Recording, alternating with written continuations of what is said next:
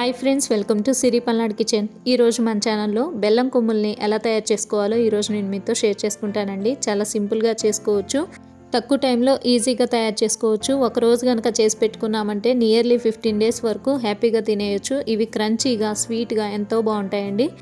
మరి బెల్లం కొమ్ముల్ని ఎలా తయారు చేసుకోవాలో చూసేద్దానండి. ఫస్ట్ ఒక బౌల్ తీసుకొని దానిలోనికి 2 కప్పుల వరకు గోధుమ పిండి తీసుకుంటున్నాను. మీరు తీసుకోవాలనుకున్నంత వరకు గోధుమ పిండిని తీసుకోండి. తర్వాత దీనిలోనికి 1/2 కప్పు వరకు బొంబాయి రవ్వ తీసుకోవాలి.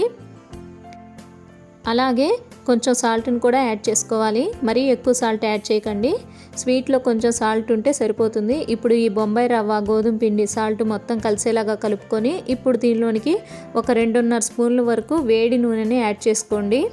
వేడి నూనె అయినా పర్వాలేదు, లేకపోతే మెల్టెడ్ బటర్ కానీ లేకపోతే డాల్డా అయినా యాడ్ చేసుకోవచ్చు అండి. డాల్డాని కూడా యాడ్ చేసేటప్పుడు వేడి చేసి యాడ్ చేసుకోండి.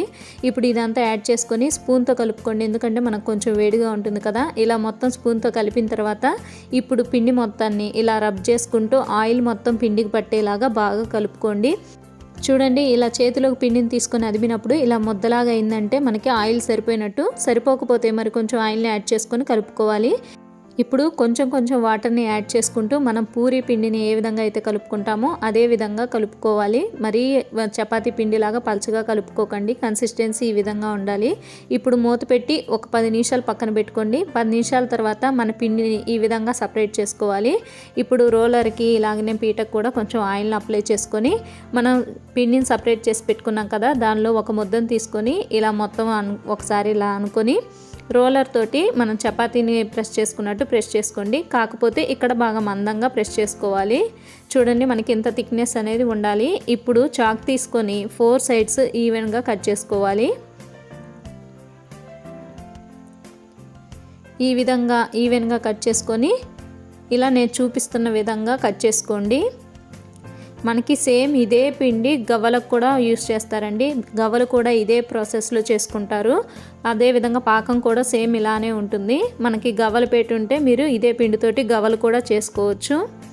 ఇప్పుడు ఈ విధంగా ముక్కలుగా కట్ చేసుకున్న తర్వాత చూడండి, బెల్లం కొమ్ముల్ని ఈ థిక్నెస్ తోటి ఇంత వెడల్పులో చేసుకుంటే బాగుంటాయి. మీకు ఇంత వెడల్పు కూడా వద్దనుకుంటే ఒక్కొక్కటిని 2 చేసుకోవచ్చు. అలా 2గా కట్ చేసుకొని అయినా చేసుకోవచ్చు. ఇప్పుడు వీటి మొత్తాన్ని ప్లేట్లోకి తీసుకుంటున్నాను. మిగతా పిండిని కూడా అలానే చేసుకొని మొత్తం ప్లేట్లోకి తీసుకున్నాను. ఇప్పుడు స్టవ్ ఆన్ చేసి డీప్ ఫ్రైకి సరిపడా ఆయిల్ పెట్టుకొని ఆయిల్ హీట్ అయిన తర్వాత ఈ బెల్లం కొమ్ములు మొత్తాన్ని వీటిలో ఆయిల్లో యాడ్ చేసుకోండి.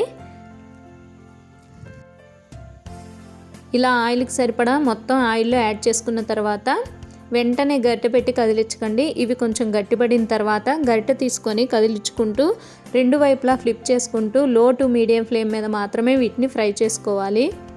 వీటిని ఫస్ట్ ఆయిల్లో యాడ్ చేసినప్పుడు ఇవి గట్టిపడేంత వరకు లో ఫ్లేమ్ మీద ఉంచుకొని చూడండి, ఈ విధంగా వచ్చిన తర్వాత కొంచెం ఫ్రై అయినప్పుడు మీడియం ఫ్లేమ్ మీద టర్న్ చేసుకొని ఈ కలర్ వచ్చిన తర్వాత ఇక ఆయిల్ నుండి తీసివేయడమేనండి. మనకి ఈ కలర్ వస్తే సరిపోతాయి. చూడండి, మనకి ఈ కొమ్ములు అనేవి బాగా ఫ్రై అయిపోయాయి.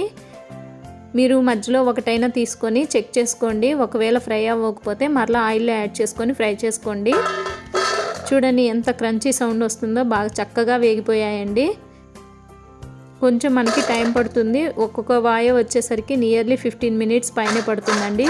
నిదానంగా ఫ్రై చేసుకుంటే మనకి ఇవి చక్కగా లోపల వరకు వేగుతాయి. చూపిస్తాను చూడండి ఎంత క్రంచీగా ఫ్రై అయిపోయాయో. ఈ విధంగా వీటన్నిటిని వేయించుకొని పక్కన పెట్టుకోండి. ఇప్పుడు మనం పాకం పట్టుకుందాము.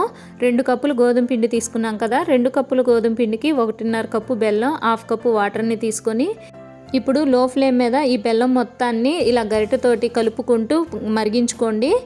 చూడండి, ఈ విధంగా బెల్లం మొత్తం కరిగిన తర్వాత ఇప్పుడు ఒకసారి ఫిల్టర్ చేసుకొని మరలా అదే ప్యాన్ని ఒకసారి కడిగి దానిలోకి యాడ్ చేసుకోండి.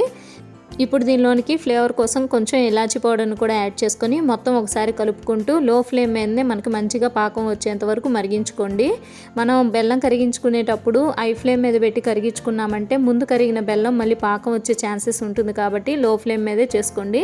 ఇప్పుడు చూడండి, మనకి పాకం అనేది బాగా పొంగొస్తుంది కదా, ఒకసారి పాకం చెక్ చేసుకుందాము.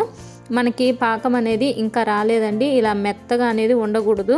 పాకం అనేది కొంచెం ముద్దలాగా అయిపోవాలి. మనకి ఇక్కడ ముద్దలాగా రావట్లేదు కదా. ఇప్పుడు మరొక 5 మినిట్స్ కనుక మనం మరిగించుకున్నామంటే మనకి మరలా ఒకసారి పాకాన్ని చెక్ చేసుకుందాము. మధ్య మధ్యలో పాకం చెక్ చేసుకుంటూ చేసుకోవాలి. చూడండి, ముందైతే మనకి ఇలా వేలుతో అంటున్నప్పుడు మొత్తం పాకం అనేది రాలేదు కదా. ఇప్పుడు చూడండి ఎలా ముద్దలాగా వచ్చేసింది కదా. ఇలా రావాలన్నమాట పాకం అనేది. మనకి ఇలా ఉండపాకం అనేది వస్తే మనకి చక్కగా పాకం అనేది రెడీ అయిపోయినట్టేనండి. ఇదే పాకం మనకి గవ్వలకు కూడా యూజ్ అవుతుంది. ఇలా గవ్వలైనా చేసుకోవచ్చు. ఇప్పుడు ఒకసారి మొత్తం కలిపి స్టవ్ ఆఫ్ చేసుకొని మనం ముందు ఫ్రై చేసి పెట్టుకున్న కొమ్ముల్లోకి ఈ పాకం మొత్తాన్ని యాడ్ చేసుకోండి. ఇలా పాకం యాడ్ చేసిన తర్వాత వెంటనే గరిటెతోటి కలుపుకోండి. మనకి పాకం అనేది త్వరగా ఆరిపోతూ ఉంటుంది కాబట్టి ఈ కొమ్ములకు బాగా పాకం పట్టే విధంగా మొత్తం కలుపుకోండి.